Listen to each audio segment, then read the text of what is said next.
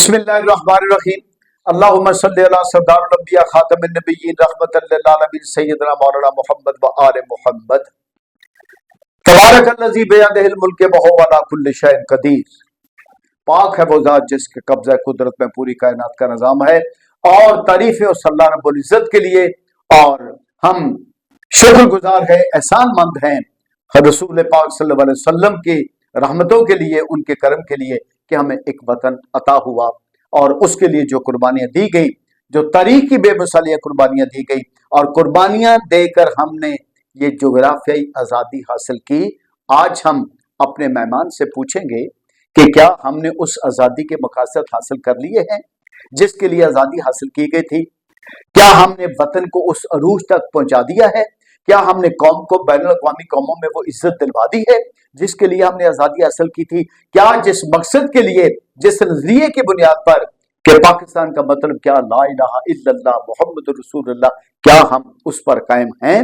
تو جناب یہ سوال ہم کر رہے ہیں اس وطن کے، اس دیش کے بہت معروف جرنلسٹ، سینئر ترین تجزیہ نگار جناب احسان بٹالوی صاحب، جو اپنی وطن کی محبت میں، جو اپنے قوم کے درد میں ایک الگ سا امتیازی مقام رکھتے ہیں، اور ہم تو ان کو سلام کر کے بھی فخر محسوس کرتے ہیں۔ خوش قسمتی ہے کہ ہمارے ساتھ موجود ہیں۔ جناب ذرا اس طرف توجہ فرمائیے اور قوم کو پیغام دیجئے کہ ہم نے آزادی کے مقاصد حاصل کیے یا نہیں کیے۔ بسم اللہ الرحمن الرحیم۔ ورک صاحب، 14 اگست یوم آزادی، لیکن کیا ہم اسے یوم آزادی کہیں یا یوم غلامی؟ میں یہی سوچتا رہا کہ آزادی کی مبارکباد دوں یا غلامی قبول کرنے پر ان کے ذہنوں کو جکڑے ہونے پہ اللہ سے التجا کروں کہ انہیں فہم دے دے، انہیں وہ عقل دے دے، انہیں وہ ظرف دے دے کہ جو اپنے دوست اور دشمن کی پہچان کر سکیں، جو جان سکیں کہ پاکستان کے دوست کون ہے اور پاکستان کے دشمن کون ہے۔ یہ اب بھی پھر بھی میرا کہنا یہی ہے کہ ویک صاحب آپ کوشش کرتے رہتے ہیں۔ میں یہاں ایک مثال ضرور دینی چاہوں گا، اگر آپ کا 1 منٹ ضائع ہوگا۔ افریقہ میں ایک خاتون نے غلاموں کو آزاد کروانے کی مہم شروع کی تھی جناب، اور اس کے کوئی 10-15 سال بعد ایک امریکن ٹی وی نے اس سے انٹرویو کا ٹائم طے کیا۔ انٹرویو میں جو اس سے سوال کیا گیا پہلا وہ یہی تھا کہ کیا آپ کو غلاموں کو آزاد کروانے میں کبھی کوئی دقت پیش آئی؟ وہ کہنے لگے جی بہت دقت پیش آئی۔ وہ دقت کیا ہے جو اس نے بتایا؟ کہنے لگے انہیں یہ یقین دلانا کہ تم غلام ہو، غلامی کا احساس دلانا کہ تم غلام ہو۔ ہمیں اپنی 25 کروڑ عوام کا احساس دلانا کہ تم غلام بن چکے ہو۔ کیا بات ہے، بہت تم غلامی کا پٹا، جیسا کتے کے اپنے گلے میں پٹا ڈال لیتے ہیں، تم ان کے کتے بن چکے ہو۔ خدا کا خوف کرے، کچھ اپنے اوپر ترس کھائیں، کو اللہ اور اس کے رسول صلی اللہ علیہ وسلم کو یاد رکھے، ان کے فرمودات کو یاد رکھے، قائد اعظم کے فرمودات کو یاد رکھے۔ لیکن پتہ نہیں وہ دن کب آئے گا، ہماری زندگی میں آئے گا بھی کہ نہیں۔ آج کیا ہے جی، میں تے فلانے دی غلامی دا پٹا گلے چ پایا ہے، میں فلانے دا وفادار ہوں۔ او پاگل کے بچوں، یہ سوچو کہ تم پاکستان کے غلام کیوں نہیں بنتے، تم پاکستان کے وفادار کیوں نہیں بنتے، تم قائد اعظم کے ان فرمودات کے وفادار کیوں نہیں بنتے جس کے لیے پاکستان بنایا گیا تھا۔ آفرین ہے اس قوم پہ، آفرین ہے لوگوں پہ جو اپنے پٹے گلے سے نہیں اتار سکتے۔ یہ میرا خیال ہے سڑک پہ کسی کتے کا پٹا پڑا ہوگا نا، یہ اٹھا کے وہ بھی گلے پر ڈال لیں گے، کہیں ہمارا پٹا تو نہیں گر گیا، ہماری غلامی تو نہیں ختم ہو گئی۔ یہ انہیں یہ سمجھانے والی بات ہے۔ باقی جغرافی غلامی ایک نئی بات عوام آپ کے سامنے آ رہی ہے، اس بات کو ذرا سن لیجئے میرے دیش کے لوگوں، کہ غلام کو یہ احساس دلا دینا ہے کہ تم غلام ہو، اس کے ضمیر کو جگانا ہے۔ یہ بہت بڑا فریضہ ہے، اس پہ توجہ کریں گے آپ آج ان خیالات کی روشنی میں۔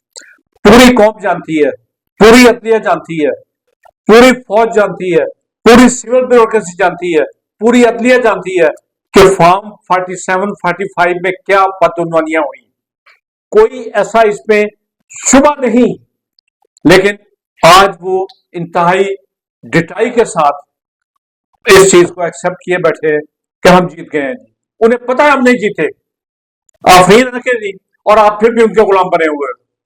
मैं इसके बारे में कुछ ज्यादा इसलिए नहीं कहूंगा कि आपने बात की जोग्राफियाई आजादी की।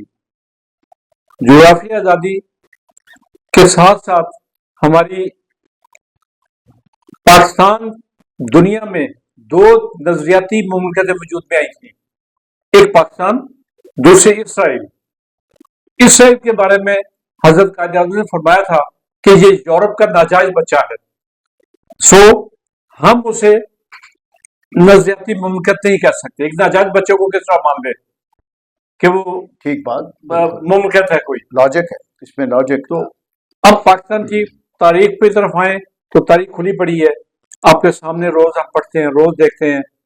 ना सुने, हमारे कान आंखें बंद हो जाएं, हमारे जहन बंद हो जाएं, तो हम क्या कर सकते हैं?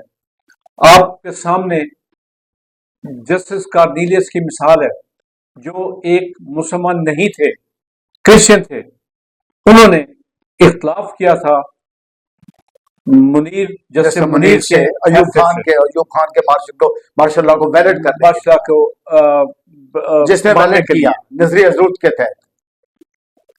इसी तरह हमारे सर उस बंदे के जिसका जिक्र आपने किया जस्टिस कार्नेलियस का, उसको अब तारीख सलाम भी तो करती है ना, आज भी सर झुकते हैं उसके अदब एहतराम में।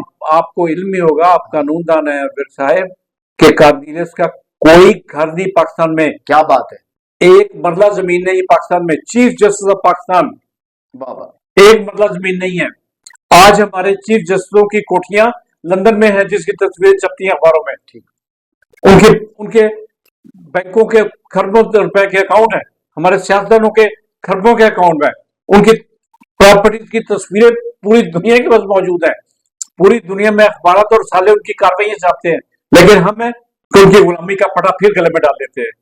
हम ये नहीं पूछते कि ये तुम्हारे बाप की कमाई थी, ये कहां से आया, तुम्हारे आबाओ अजाद क्या करते थे, वो तो बता दो जरा, कितनी प्रॉपर्टी थी वो जो लेके पाकिस्तान आए थे। लेकिन गुलाम का कोई हक नहीं होता था। वो सही फरमाया। तो ये गुलाम में सवाल करता, ये कैसे पूछेंगे? ये तो बता दो। ये आपके आज के जो अपना है प्राइम मिनिस्टर, इसने भी तो कहा था जी कि बेगर्स आर नॉट चूजर। ठीक है जी, जब अपने आपको भिखारी सर समझेंगे तो फिर ये क्या सवाल करेंगे किससे? जब गुलाम समझेंगे तो क्या सवाल करेंगे? मैं आपकी बात को सर आगे बढ़ाऊं तो आपने बड़ा पजा फरमाया कि अल्लाह का हुक्म, रसालत का हुक्म, इमामत का हुक्म, कैद आज़म के फरमान, ये तो सब गुलामी के खिलाफ है। सब तो कितनी बड़ी बात कह दी उन्होंने। हुजूर सल्लल्लाहु अलैहि वसल्लम ने जी जहां जहां इस्लाम पहुंचा है, उन्होंने तमाम गुलामों की आजादी का हुक्म दिया और कहा कि सबसे बड़ा सदका जो है गुलाम को आजाद करवाना है। तो अब हम दुनिया के कौन कौन से अमीरों को बुलाएं कि 25 करोड़ आवाम का सदका तो दे दें, इन्हें आजाद करवा दें? क्या बात है, वो कहां से बुलाएं? ये तंज काफी है, ये तंज का खंजर जो चला रहे हैं ना आप हम पर, ये बहुत काफी है, हमें जगाने के लिए काफी है। ये हकीकत है कि हमें गुलामी से कौन जात लगा के। तो मेरा पैगाम सिर्फ इस 14 अगस्त पे यही है कि खुदारा आजादारा अपने आप को आजाद समझ ले और आजाद मान ले और साबित कर दें कि हम आजाद हैं, हम गुलाम नहीं हैं। ये साबित कर दें तो मेरी जिंदगी की ख्वाहिश पूरी हो जाएगी।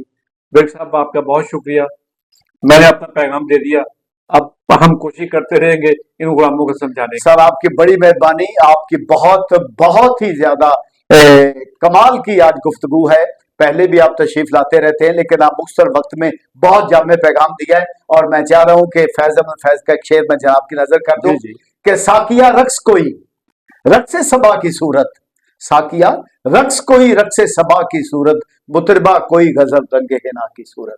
तो पाकिस्तान जिंदाबाद, कायद आज़म जिंदाबाद, अल्लामा इकबाल जिंदाबाद, तहरीके आजादी के तमाम मुजाहिद जिंदाबाद, तहरीके आजादी के तमाम शोहदा जिंदाबाद। और आज जो आजादियों के लिए काम करते हैं, आज जो एहसान बटालवी साहब के पैगाम को आगे लेकर चलेंगे, वो भी जिंदाबाद। और जो आजादियों के रास्ते में रुकावट डालते हैं, जो आजादी की बात करने वालों को कैद करते हैं, उनके घरों पर हमले करते हैं, उनको कत्ल करते हैं, वो तमाम मुर्दाबाद।